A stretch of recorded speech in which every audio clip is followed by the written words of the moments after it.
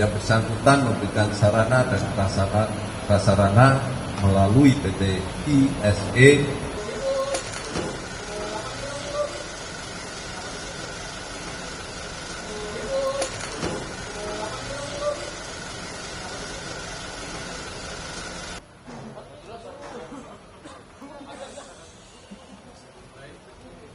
kasus posisi yang bersangkutan adalah bahwa yang bersangkutan selaku manajer PT ISE diduga kuat telah memberikan bantuan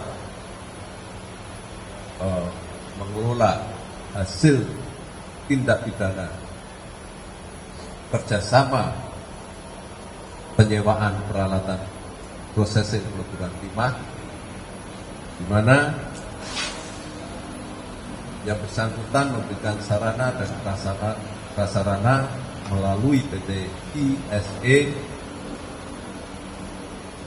untuk kepentingan dan keuntungan yang bersangkutan dan para tersangka yang lain, ya, dengan dalih dalam rangka untuk penyaluran CSR, dana CSR. Ya. Selanjutnya yang bersangkutan diduga telah melanggar ketentuan pasal 2 ayat 1 dan pasal 3 untuk pasal 18 Undang-Undang Tindak Pidana Korupsi untuk pasal 56 KUHP.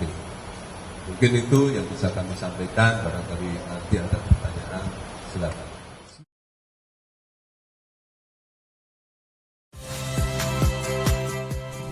Saya Muhammad Syahreza. Saksikan program-program Kompas TV melalui siaran digital, pay TV, dan media streaming lainnya. Kompas TV, independen, terpercaya.